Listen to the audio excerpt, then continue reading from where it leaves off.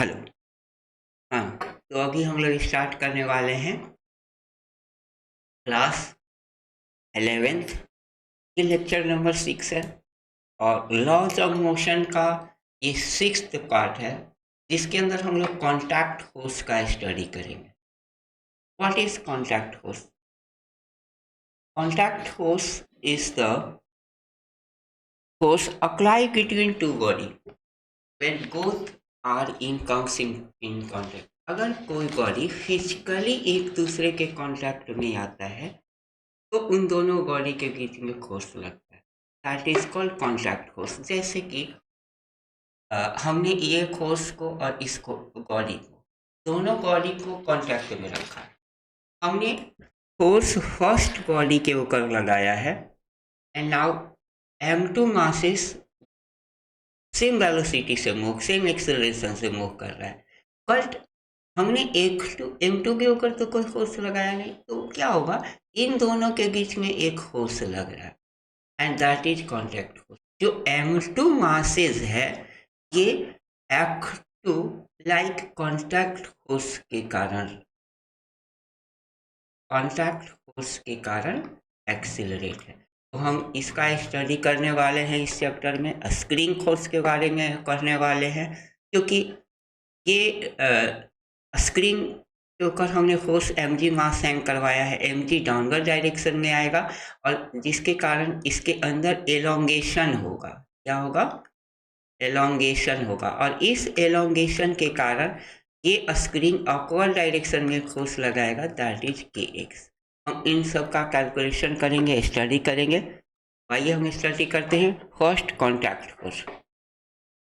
What is contact force? हम इसके बारे में कुछ लिख लेते हैं। Two body are in contact with each other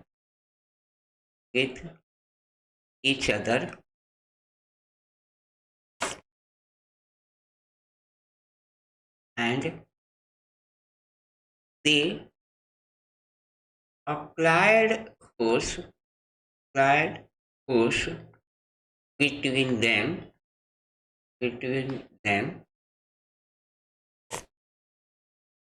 that is called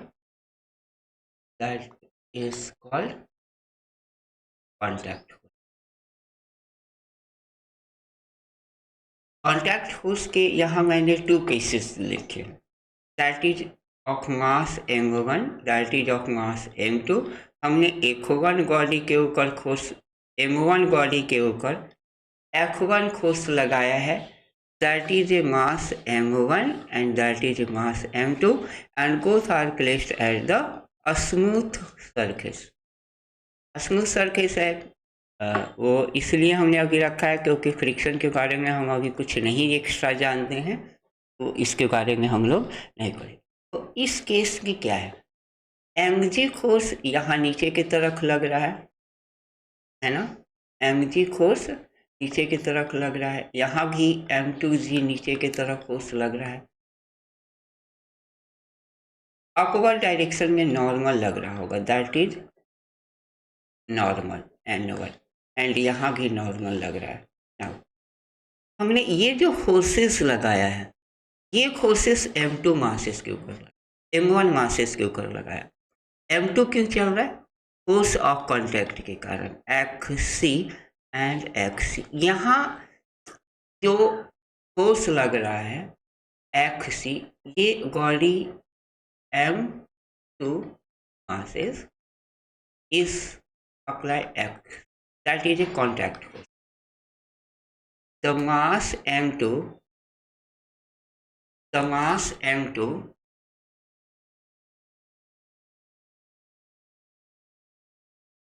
accelerate due to contact। Now इस कंडीशन में mg कॉन्टैक्ट फोर्स के इफेक्टेड नहीं है। क्यों? क्योंकि इन दोनों के बीच का एंगल 90 डिग्री है, और जब 90 डिग्री होता है तो component of vector along the another vector 0 हो जाता है। यहाँ अगर हम देखें M2 and M1 masses placed inside this, यहाँ पर जो M2G डाउनवर्ड डायरेक्शन में लगेगा, यहाँ M1G downward and normal force यहाँ नॉर्मल N1, इसके ऊपर जो नॉर्मल लगेगा नॉर्मल N2 लगेगा। नाउ यहाँ इन दोनों के बीच में अनदर एक कॉन्टैक्ट फोर्स लगेगा। वो कॉन्टैक्ट फोर्स क्या होगा, ये जो है वो इसके ऊपर M2G, ये वाले के बीच में ये कॉन्टैक्ट फोर्स जो लगेगा M1G, है ना। तो ये कॉन्टैक्ट फोर्स जो आएगा दैट बॉडी, देखो इस बॉडी को M2 बॉडी को ये नहीं पता कि इसके ऊपर क्या रखा हुआ है, M1 रखा हुआ है, M5 रखा हुआ है, इसको सिर्फ कॉन्टैक्ट फोर्स में ये फोर्स एक्सर्ट होगा। मतलब हम देखें कि इस बॉडी के ऊपर M2G डाउनवर्ड डायरेक्शन में लग रहा है, जिसके कारण ये नॉर्मल फोर्स अपवर्ड डायरेक्शन में लग रहा है, और इसके ऊपर एक और कॉन्टैक्ट फोर्स लग रहा है FC, जो किसके इक्वल है, M1G के इक्वल है, लाइक दिस। ये हमारा contact force, this is the contact force. Now अगर हम आपको बताएं कि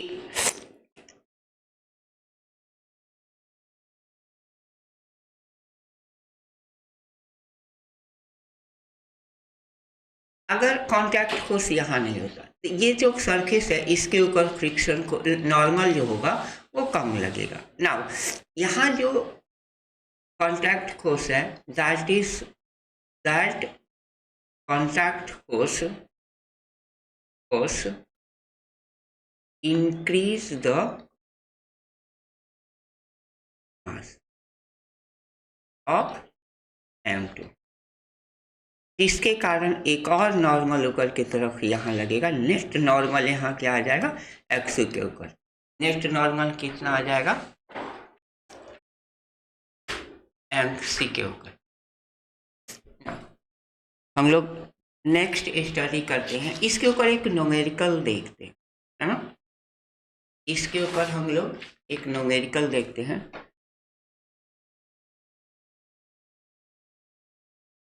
यहाँ हमारा एक न्यूमेरिकल है that is a mass M1। ये न्यूमेरिकल कॉन्सेप्ट है, हम डेटा नहीं ले रहे हैं क्योंकि इससे हमारा that is a mass M1, हमने यहाँ फोर्स लगाया है that is applied force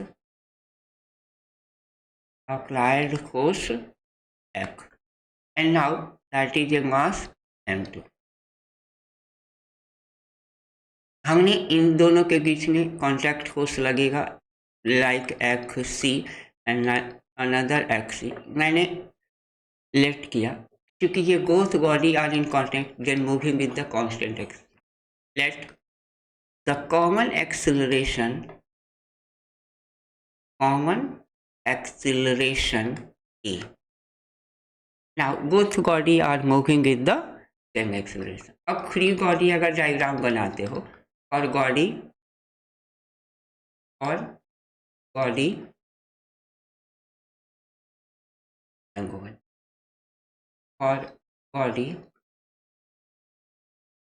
M2 क्या आएगा, that is a body of mass M1, इस तरफ कितना जाएगा F, and now opposite direction में इस तरफ देखो, इस बॉडी के ऊपर जो फ्रिक्शन फोर्स लग रहा है, सॉरी कॉन्टैक्ट फोर्स लग रहा है, वो लाइक दिस डायरेक्शन में है ना, एंड जिसके कारण नेट एक्सेलरेशन ए आ रहा है। तो यहाँ जो वैल्यू आएगा F माइनस FC क्या कर रहा है, डिक्रीज कर रहा है, equal to M1A, and now another mass M2, FC accelerate है एंड नाउ A है, FC इक्वल टू M2A। इसकी वैल्यू पुट करेंगे F minus F2A plus F2A equal to यहाँ आएगा, इसकी वैल्यू डिक्रीज कर जाएगा m1 a। Now x equal to m1 a plus m2 a, that is equal to x equal to m1 plus m2 into a. Acceleration आएगा x upon m1 plus m2, that is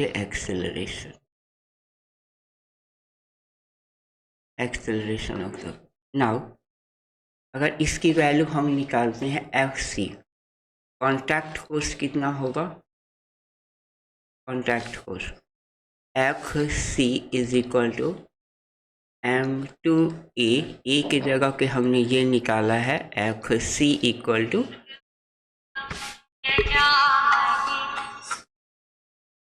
F C is equal to क्या आएगा? F C equal to m2 into f upon m1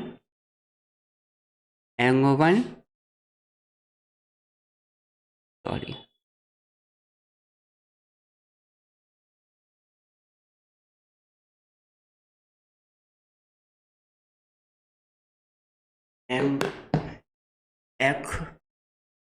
m1 plus m2, this is the contact force. Now another हम लोगों का इसी के ऊपर एक numerical और है, ये हमारा कॉन्टैक्ट फोर्स आएगा। अब इसके न्यूमेरिकल हम लोग अलग अलग कर सकते हैं। मान लो एग्जाम्पल अगर मैं एक लिखूं, that is a body of mass 10 kg and that is another body of mass 15 kg and both are in contact with each other. हमने 50 न्यूटन का फोर्स लगाया, तो एक्सिलरेशन क्या होगा? Like this is the body, that is a mass kg। तो हमने friction force देखा, sorry contact force यहाँ कितना दिया हुआ? F C is equal to m2 a upon m1 plus m2 and a equal to क्या होगा? f 50 upon total masses 10 plus 15 and a equal to 50 upon 25 upon 2 kg, a equal to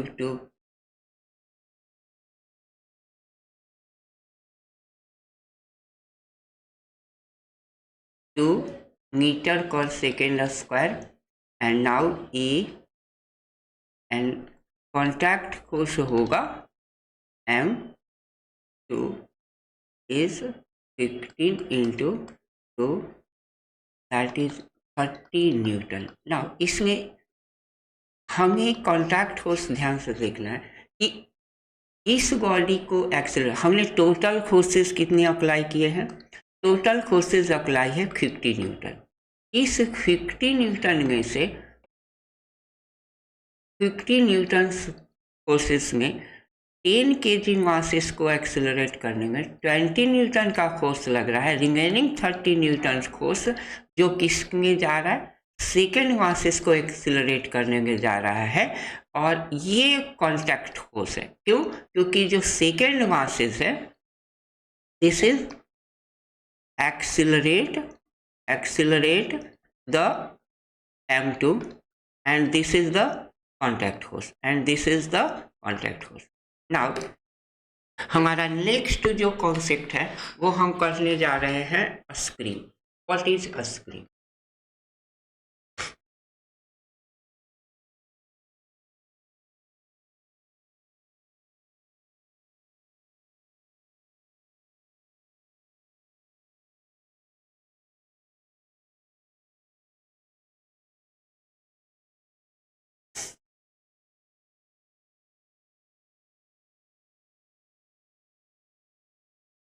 spring क्या होता है?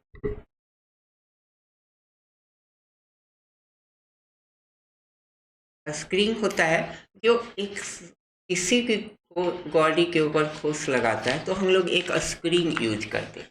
Screen एक system है जिसमें क्या होता है, एलोंगेशन एंड कंप्रेशन होता है। उस एलोंगेशन एंड कंप्रेशन के कारण body, that is a screen.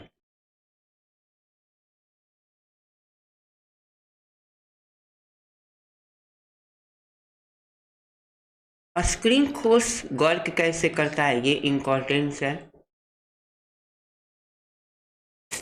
That system like this, screen कैसा होता है,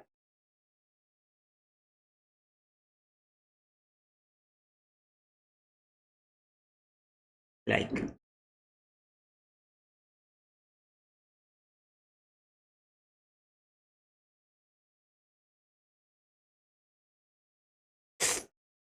नाउ ये अगर स्क्रीन हमने किसी तरह का कोई एक्सटर्नल फोर्स नहीं अप्लाई किया है दोनों साइड से, तो ये इसका नेचुरल लेंथ कहलाता है।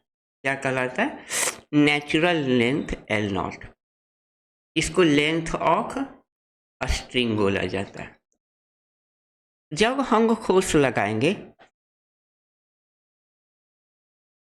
नेचुरल लेंथ, नाउ इसके ऊपर नो फोर्स अप्लाई है, नो फोर्स, एंड इस साइड की no force.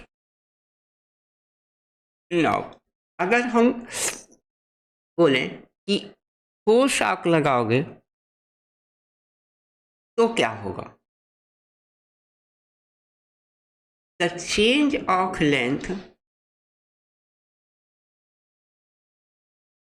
The change of length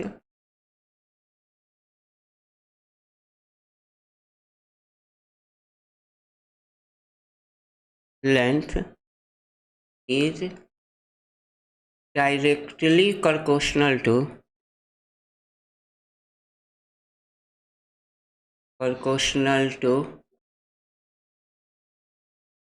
the screen force. अगर हमने स्क्रीन फोर्स देखना है, डायरेक्टली प्रोपोर्शनल होगा चेंज ऑफ लेंथ के, चेंज ऑफ लेंथ। नाउ यहाँ एक निगेटिव साइन है, इस निगेटिव साइन का क्या इंडिकेशन है? निगेटिव साइन दैट बहुत इंपॉर्टेंट रोल है, इसलिए इसको हम डिफरेंट कलर से लिखते हैं। The negative sign, now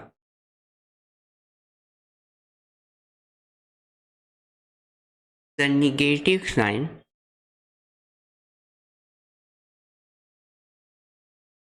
indicated the change of length, the change of length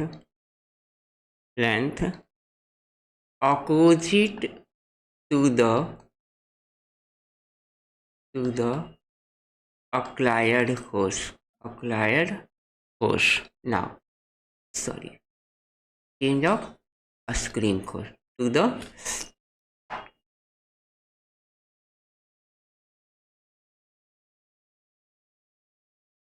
screen force, to the screen force. यहाँ स्क्रीन फोर्स होगा द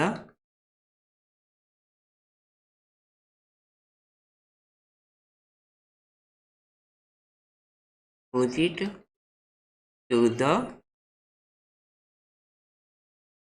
स्क्रीन फोर्स। नाउ देखो, अगर मैंने कोई स्क्रीन सिस्टम लगाया है, एक स्क्रीन के अंदर हम लोग सारा चीज़ें कंसीडर कर लेते हैं। This is the screen and now इस स्क्रीन का एक नेचुरल लेंथ है। नाउ अगर हमने इसके ऊपर फोर्स लगाया है, अप्लाइड फोर्स, ये हमारा एक एक्सटर्नल फोर्स है।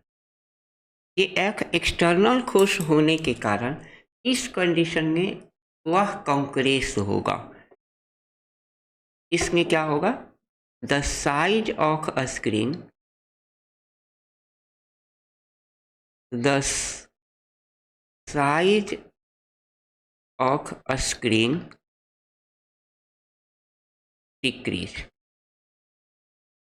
डिक्रीज करेगा, एंड नाउ ये कंक्रेस कहलाएगा, ये कंक्रेशन, ये स्क्रीन का क्या हुआ, कंक्रेशन हुआ। हमने एक्सटर्नल खोस लगाएगा, तो स्क्रीन भी एक तरह से खोस लगाएगा, दैट इज ए स्क्रीन खोस। वो क्या चाहेगा, अपने ओरिजिनल कंडीशन को गेन करना चाहेगा, एफ एस। इसके लिए वह अपोजिट डायरेक्शन में खोस लगाएगा, जिसको हम लोग, ये हमारा चेंज ऑफ लेंथ, अगर हम इस डायरेक्शन को पॉजिटिव मानते हैं तो देख लो यहाँ इस कंडीशन में एफ एस क्या है, एक्सटर्नल खोस, एफ एस स्क्रीन खोस है, जो किस डायरेक्शन में लग रहा है, लेफ्ट राइट डायरेक्शन में लग रहा है, राइट डायरेक्शन में। डिस्प्लेसमेंट एक्स क्या है, डिस्प्लेसमेंट जो कि लेफ्ट डायरेक्शन में लग रहा है। ये हम अगर इसको ओरिजिन कंसीडर करते हैं तो उस कंडीशन में यह लेफ्ट डायरेक्शन में जा रहा है, जबकि स्क्रीन खोस राइट डायरेक्शन में लग रहा है। अगर हम एलोंगेशन का कंडीशन देखते हैं, in case of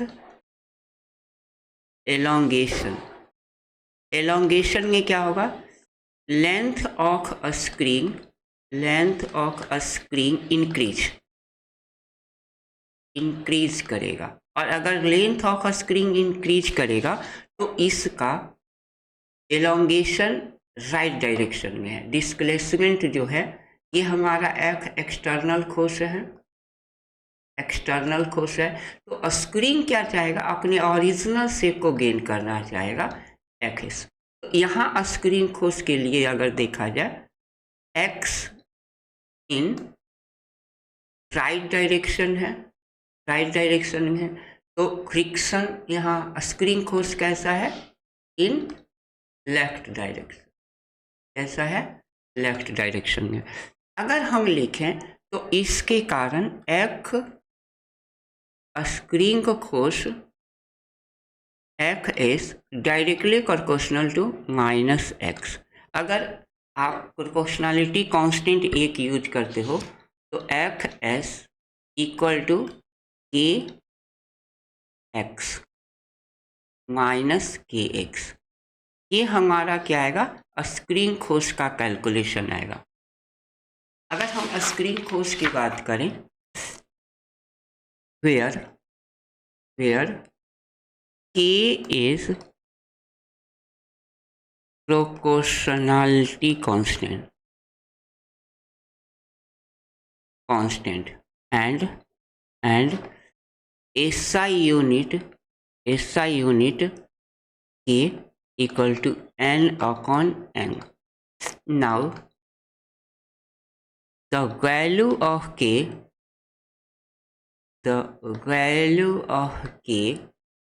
is depend on nature of a screen, depend on nature of a screen।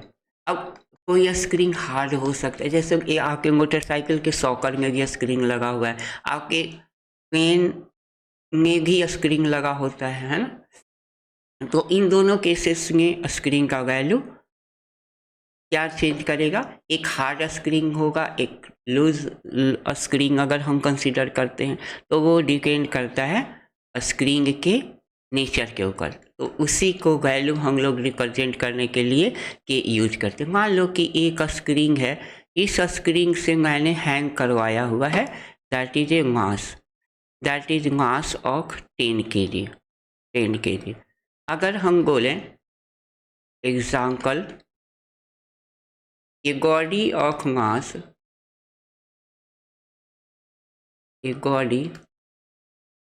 mass 10 kg and with the screen a screen that K equal to 10 Newton per meter. Then find the elongation in a screen. क्या आएगा? अब देखो actual में ये mg, चूंकि 10 kg masses लगा हुआ है, 10 kg तो 10g डाउनवर्ड डायरेक्शन में अर्थ ऑफ ग्रेविटी लगेगा। 10g क्या होगा? डाउनवर्ड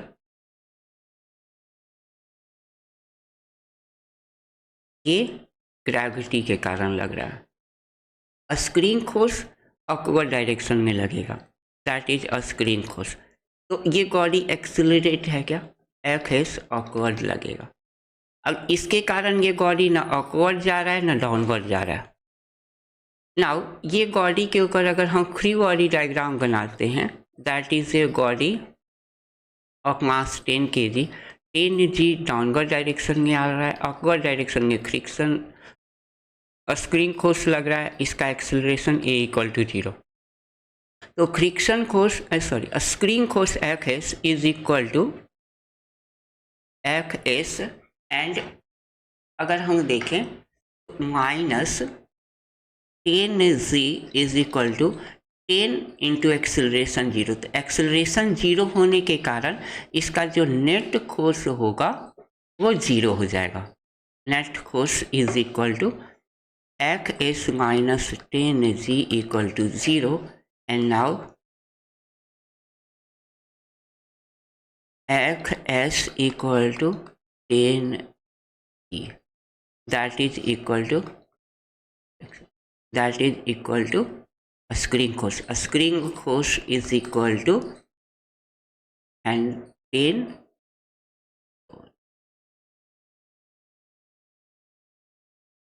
और यहाँ स्क्रीन फोर्स किसके इक्वल हो जाएगा? F S equal to K X, F X equal to K X होगा। तो के एक्स की वैल्यू हम लोग लिख लेंगे, के की वैल्यू हमें कितना दिया हुआ? के इज इक्वल टू 100। तो K X equal to 10g, X equal to आएगा 10g upon 100, and now is equal to 10 into 10 upon 100, that is 1, that is 1 metre इस स्क्रीन के अंदर एलोंगेशन होगा। x elongation in a screen equal to 1 metre. Okay, now ये हमारा एक छोटा सा वीडियो है जिसके अंदर हम लोगों ने स्टडी किया है स्क्रीन फोर्स और कॉन्टैक्ट फोर्स का स्टडी किया है। मैं टॉपिक्स बाय टॉपिक्स से स्टार्ट कर रहा हूँ। नेक्स्ट जो टॉपिक्स होगा वो हमारा फ्रिक्शन फोर्स का होगा। फ्रिक्शन फोर्स के अंदर हम लोग सारे टॉपिक्स पढ़ेंगे, friction force. And now friction force में अप्रॉक्स 2 लेक्चर होंगे। तो best of luck, thank you.